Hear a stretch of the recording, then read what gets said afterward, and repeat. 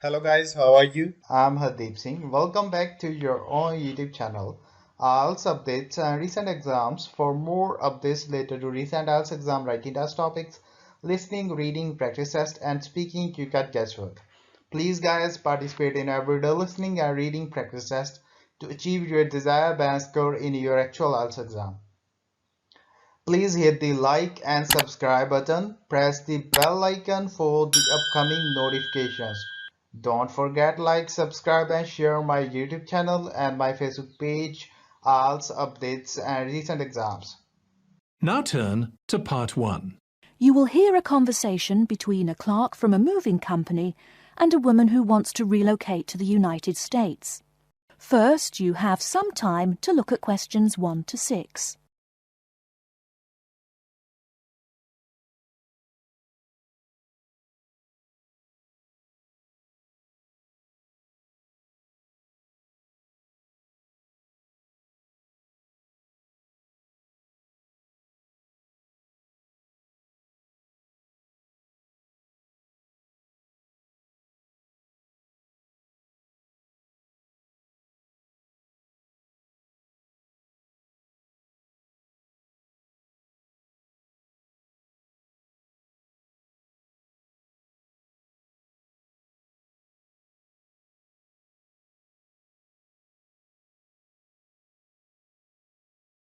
Now we shall begin. You should answer the questions as you listen, because you will not hear the recording a second time.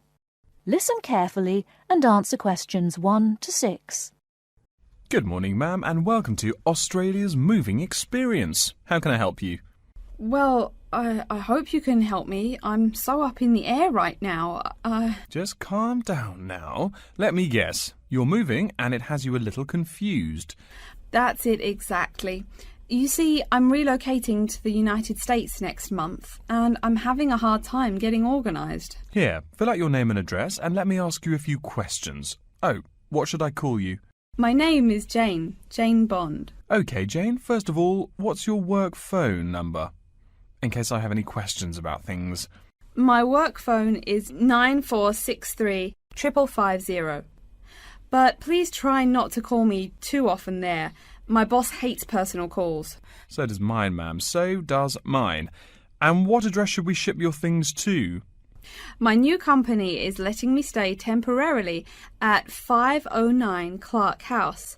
That's CLARK, 1137 University Drive in Seattle. Seattle? Beautiful city, I hear.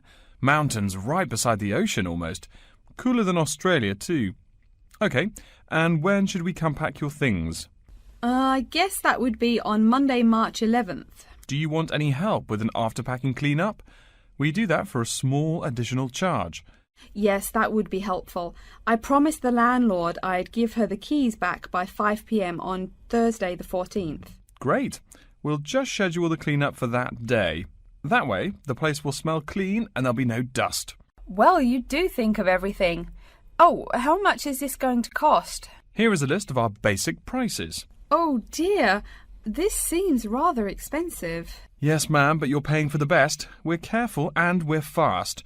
Like we say, the only thing we break are speed records getting you moved. Well, maybe that's so. Oh, I nearly forgot to tell you, I don't want my furniture shipped with me. I won't be looking for an apartment till after I arrive in America. Would it be possible to put my furniture in storage here for a month, then have it sent along later? Of course, we do that all the time. A couple of other things. Here at A Moving Experience, we try to pack your things logically. We don't just throw stuff in boxes. Before you hear the rest of the conversation, you have some time to look at questions 7 to 10.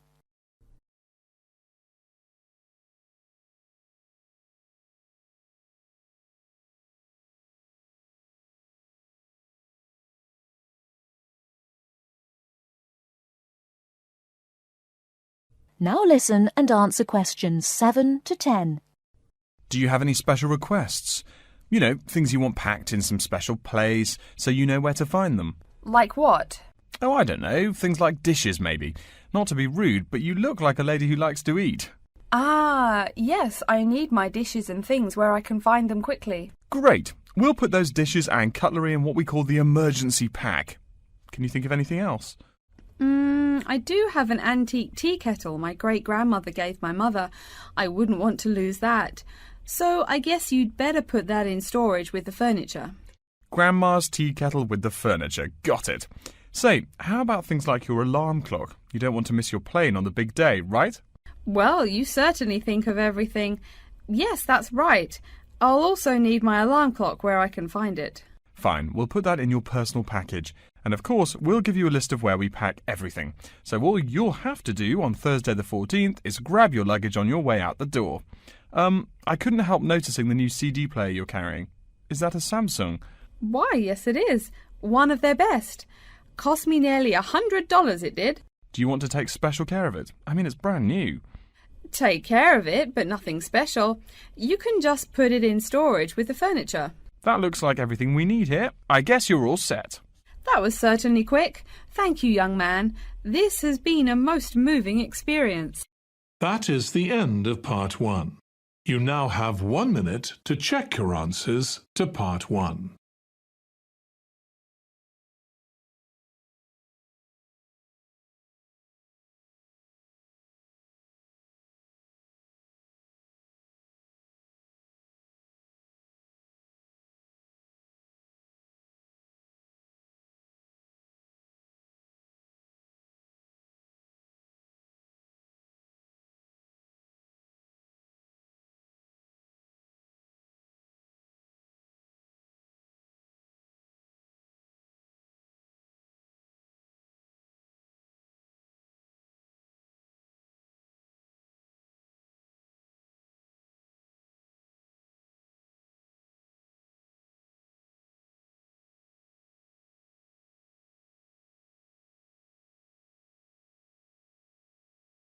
Part 2. You'll hear an introduction to a conference on computer system language learning. First, you have some time to look at questions 11 to 16.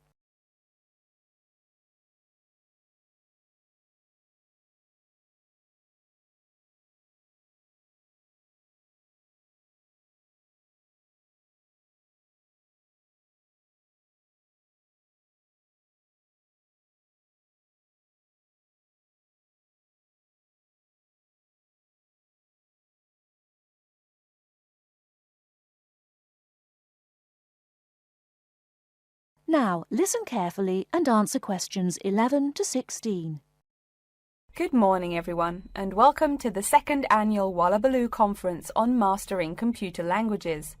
I hope you all had a good trip. Before we get underway with today's programme, let me fill you in as to what's on tap for tomorrow, Sunday, February 19th. At 9 a.m, right here in the main hall, we'll be hearing a lecture from Dr. John Smith about Computer as Teacher. Professor Smith from the University of Melbourne is a world-class expert in the field of computer-assisted education, and his talk promises to be both stimulating and informative. Immediately afterwards, at 10:30, there will be a presentation of papers by various delegates. That, however, will take place in the garden room on the ground floor. If you don't yet know, the garden room is also called the ballroom, and will be gathering at the west end, the slightly raised area called Level 2. Just look for the crowd. If you get lost, there are signs in the foyer. After all that thinking, talking and listening, I expect everyone will be a bit weary. So at 11:15, there will be a break for coffee, cookies and other light refreshments. These will be available at the aptly named refreshment stand, placed by the door back here in the main hall. Also, if you choose to skip the formal lunch, you can buy a packed lunch at the stand for a reasonable price. I strongly urge you, however, to join us at the formal lunch. That won't be till 1 o'clock sharp, so you have time to stroll about town a bit. We'll be eating at the Seaview restaurant. The restaurant is located right here in the hotel on the top floor. It's a good dozen flights of stairs, so I suggest you take the lift on the ground floor, eh? If you're not fond of fish, there's an all-you-can-eat barbecue available as well. They even offer wallaby meat. After lunch, we'll troop back downstairs to Level 2 in the ballroom for the presentation of further papers, which will begin at 2 p.m. Please try to be on time. I know you'll be a bit tired after lunch, but the ballroom echoes so with people coming in late. Thank you in advance. Once we've heard the papers, we'll break for afternoon tea at 3:10 p.m. No need to walk. The manager of the refreshment stand has graciously agreed to have tea served in the ballroom. He's even promised us some special scones, baked from a recipe of his dear old Scottish grandmother. Then, tea being drunk and scones munched, we'll retire here to the main hall for some closing remarks and questions. So, by 5 o'clock, we should have the conference wrapped up. But the fun isn't over. This is Australia, mates. We'll be flocking to the hotel's own Palm Lounge on the east side of the foyer for an informal reception. You can relax, mingle with the other delegates, and let your hair down a bit. This will run from 5:10 to 6:10, though you're free to stay as long as you like. The lounge manager has informed me that for the duration of the actual reception, you can have all-you-can-drink beer for $20 with purchase of an advance ticket. Before you hear the rest of the talk, you have some time to look at questions 17 to 20.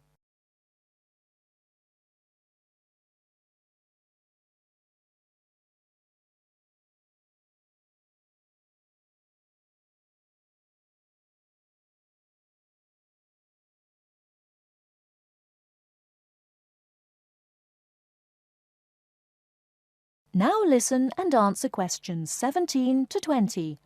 And yes, tickets can be purchased from any conference organiser or at the front desk any time between now and the start of the reception. I suggest you come by tomorrow evening to pick up the tickets, since the conference hall only holds 800 people. That way you can also get your journey planned ahead of time and be sure not to miss this truly memorable conference. If you want cocktails, however, I'm sorry, you'll have to pay for those at the regular price. Oh my goodness! Speaking of paying, I see I forgot to tell you a couple of things. The first is about lunch. The charge for the lunch will be $15 for all you delegates. If you have guests with you, the cost is $25 for the general public and $6.50 for children under the age of 10. That's $15 each, not total for everyone. Another item is about the lunch menu. I very much urge you to try the fish. I mean, look at the restaurant's name, the Sea View. As the name suggests, it is a famous seafood restaurant. The chef is a Basque from Spain, and he really gets quite put out when people ignore his fish specialities for burgers or barbecue. If fish isn't your thing, though, try the steak. He makes an exquisite filet mignon topped with blue cheese and mushrooms. Finally, if you'd like to buy a ticket, you can have both lunch and unlimited beer for $35. I should have mentioned that earlier, but I am a bit forgetful. Maybe I should avoid the beer after the conference, eh? Well, I've said my bit. Are there any questions? That is the end of Part 2. You now have 30 seconds to check your answers to Part 2.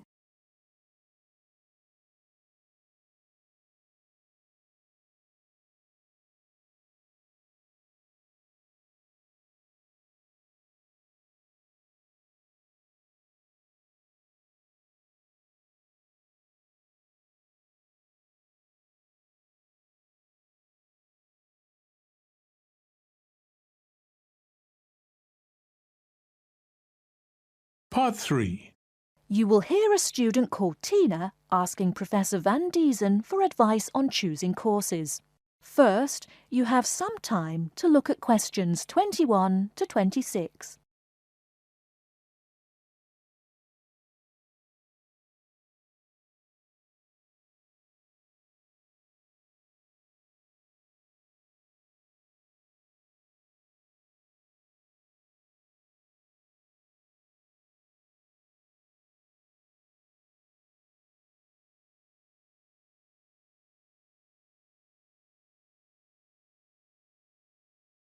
Now listen carefully and answer questions 21 to 26. Hello, are you Professor Van Diesen? Yes, I am. And who might you be? Oh, sorry, my name is Tina. I'm a freshman here. They told me I should ask you for advice in choosing courses. Well, that's part of what I'm here for. Please come in and sit down. Now, what are your questions? I almost don't know. Everything is so confusing. Like, what is a specialized course? Oh, easy. A specialized course is one that is compulsory, meaning it's a requirement for your major, and regular, so you can't place out by taking a proficiency exam. That sounds pretty strict. Then what are all these general courses? I seem to have to take so many. Nothing to be alarmed over. These are courses open to all students and not directly related to your major. The university offers these general courses to choose so that you can become more well-rounded individuals. For example, I see you're a microbiology major, so it might be a good idea to take some literature or history courses so that you can know something besides all science. You mean these courses are like for fun? That might be one way to look at it, but don't tell the literature professor such a thing. Think of a general course as the opposite of a specified course. A specified course is one that pertains directly to your major. So, can I take any microbiology course I want? Let's see. Oh, those courses used to be open to microbiology students only. The good thing is now it's open to students on a flexible schedule, so it's not only for full-time students. So the answer is yes, if you have the instructor's permission.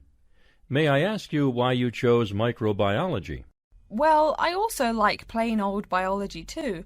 You know, full-size animals. I might even become a veterinarian.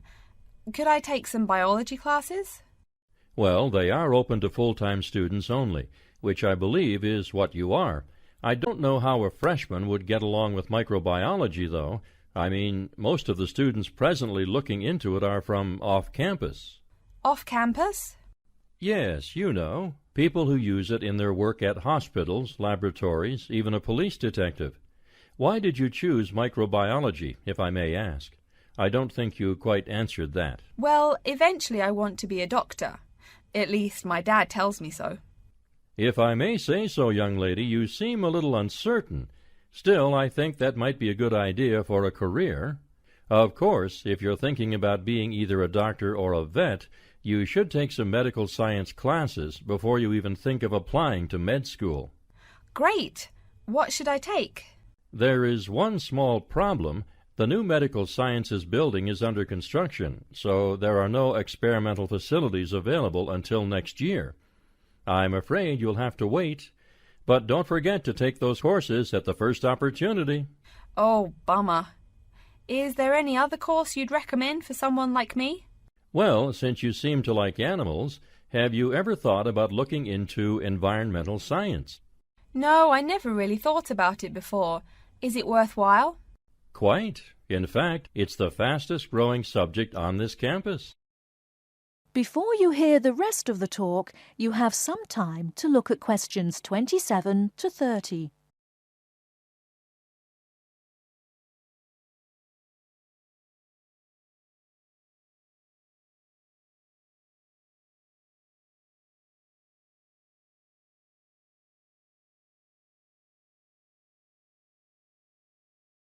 Now listen and answer questions 27 to 30.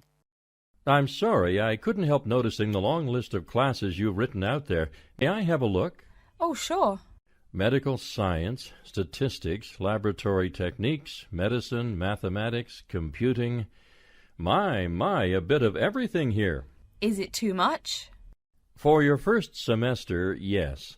What I suggest is starting out by taking the compulsory courses. Like we said before, the medical science can wait.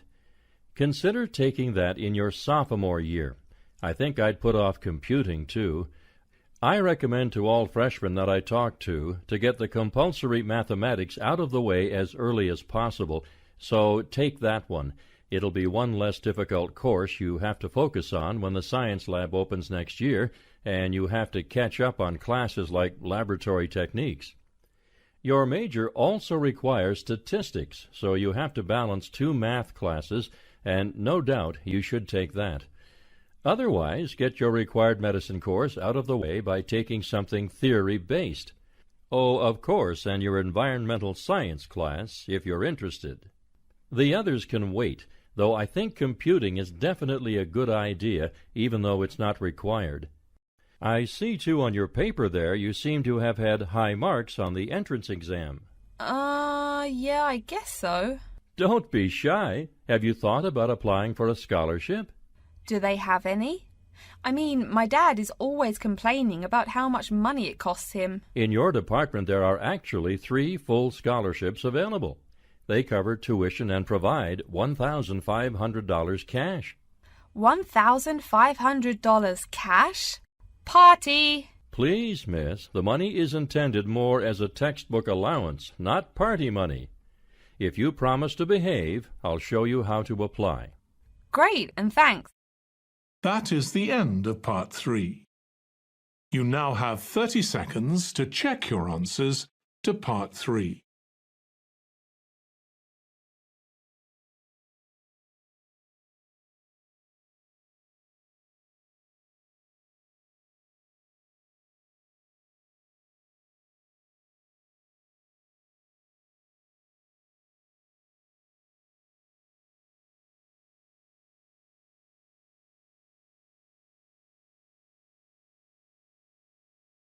Part 4. You will hear a lecture about how to choose flooring materials.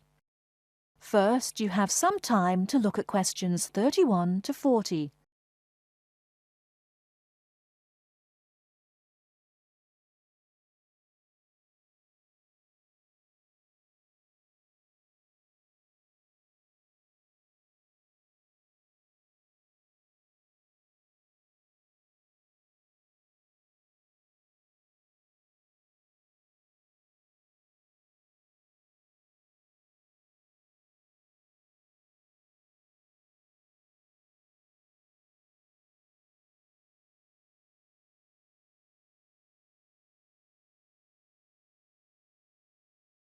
Now listen carefully and answer questions 31 to 40.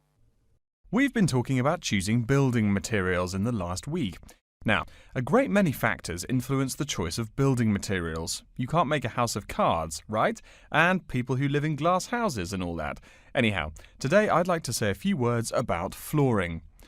Some artificial materials can be used, like plastic for instance, which offer mixed blessings when used as a flooring surface. On the one hand, plastic is cheaper than nearly any other alternative, short of bare ground. Plastic also does not warp like wood. On the other hand, the best that can be said about plastic is that it looks like wood or stone. However, it cannot replace the real materials. As I have mentioned, I'm fixing up a new house. The decorator my wife hired told me plastic does a great job of looking exactly like plastic. Besides, it scratches easily, fades or discolours, and starts cracking within a year or two. So, if you're fitting out a sleazy hotel or plan to live in a trailer park, go with the plastic. Really though, for all intents and purposes, this leaves us with wood or stone as choices for flooring. Stone and wood are alike in at least one respect. Both go through processing before they can be put to use.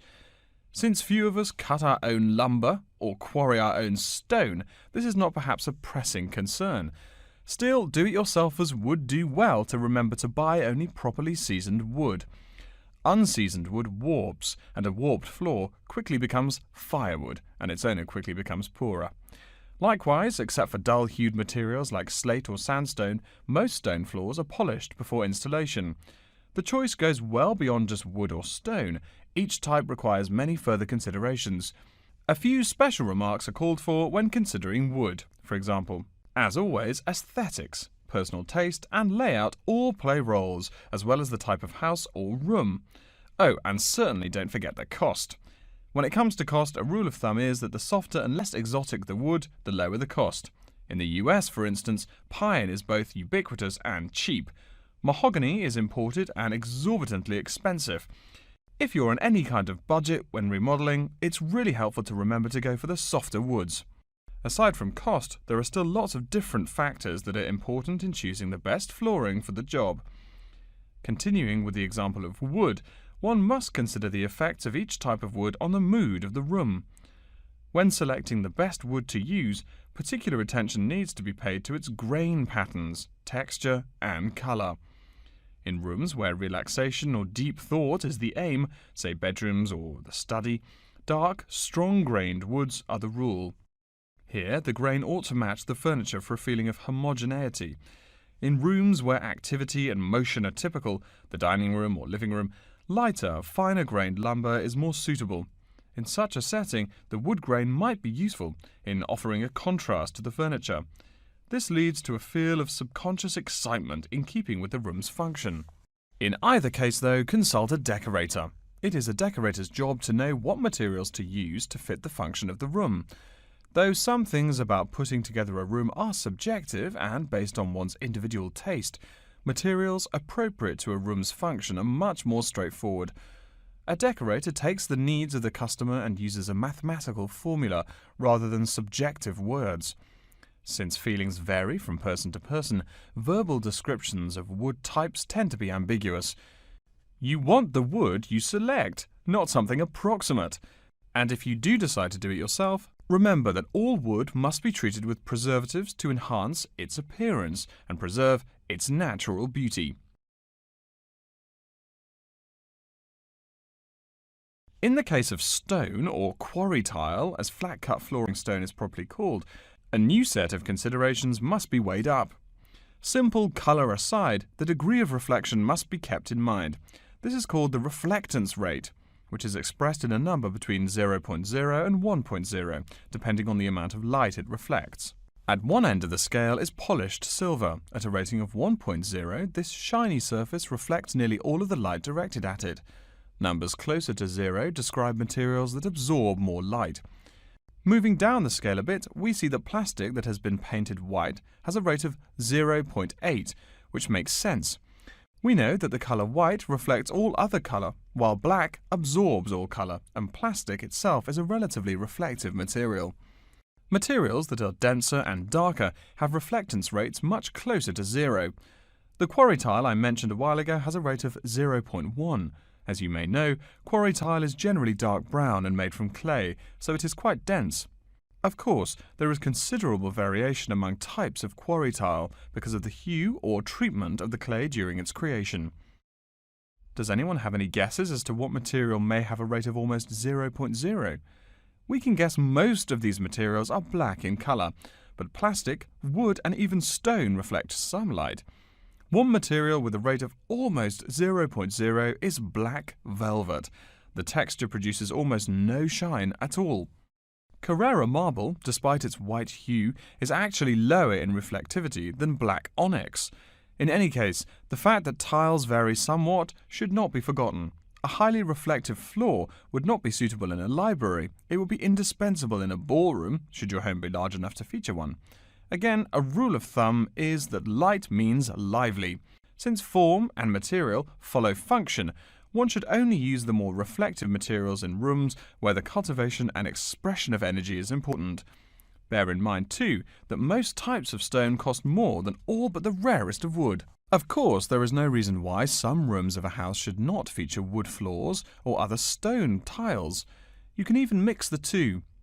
A room with wood panels on the walls can have a beautiful stone floor. My bedroom has white birch walls and a light blue slate floor. The place looks like a Russian hunting lodge. Remember though, go with what feels right for you. Good taste and the laws of interior design are the homeowner's servants, not his master. It's only beautiful when you decide it is. I mean, you're the one who lives there, not the decorator, right? Okay, are there any questions? That is the end of part 4. You would now have 10 minutes to transfer your answers to the answer sheet. So guys, don't forget like, subscribe and share my YouTube channel and my Facebook page, IELTS updates and recent exams. For more updates related to recent IELTS exam writing test topics, listening, reading, practice test and speaking, you got guesswork. Please guys, participate in everyday new IELTS listening and reading practice tests to achieve your desired band score in your actual IELTS exam. For more IELTS material, visit my official website www.ieltsupdatesandrecentexams.com. The link is given below in the description. If you need PDF files of latest IELTS material, then please join my Telegram channel. So guys, please write your score below the comment section. Again, thanks for listening. God bless you all guys. Stay tuned, stay safe.